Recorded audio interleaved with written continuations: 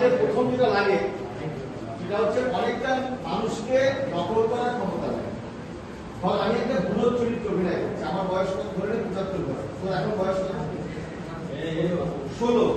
ধর তোর আজকের বয়স 63, তোকে 66 করে দেওয়া হলো, তুই ওখান থেকে ওর দাঁড়া।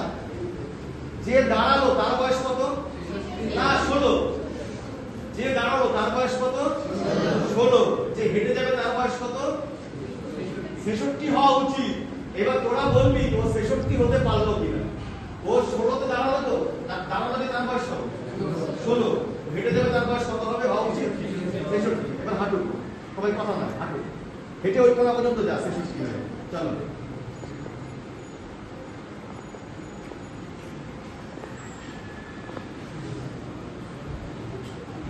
ঠিক আছে, চলে আয় বসে হাততালি হোক।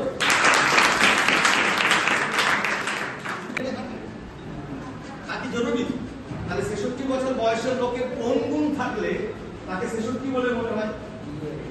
হ্যাঁ, কিছু হতে পারে। তাহলে একটা পয়েন্ট যে তিনি হয়তো একটা 40 বছরের মানুষ যেরকম সুযোগে দাঁড়াবে, ওই বয়সের লোক হয়তো সামান্য হাইটটা কিছু হয়ে যাবে।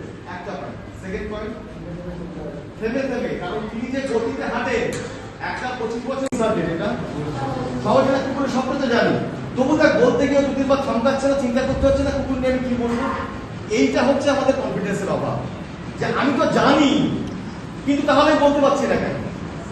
আমি সত্যি তো জানি কুকুর সম্পর্কে, তাই না? কারণ তো অজানা কুকুর নিয়ে আমাকে লিখতে বললে আমি 2 পাতা লিখে দিতে পারবো যদি সময় দেওয়া হয়, কিন্তু অভিনয়ের সময় আমাকে নির্দিষ্ট সময় বেঁধে দেওয়া হয়। সেই কারণে মুশকিলটা হয়ে পড়ে যে আমাকে যখন পরীক্ষা দিতে গিয়ে দেখবি পরীক্ষার শেষে মনে হয় যে আমি আজকে 30 মার্কের পরীক্ষা হলো, আমি 20 মার্ক অ্যাটেন্ড করতে পারলাম, কি 25 পারলাম, 5টা পারলাম না। কিন্তু কেন পারলাম না? কারণ আমি সময়ের মধ্যে করতে পারি না, সময়ও আছে নির্দিষ্ট। ডাক্তারবাবু, ডাক্তারবাবু, কি হয়েছে? আমার ছেলেরা কি সকালবেলা থেকে হাতা হচ্ছে, জানি ডাক্তারবাবু।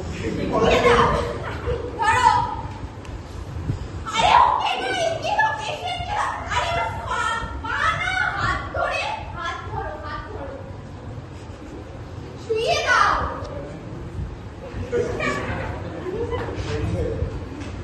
পালসে চেক করো।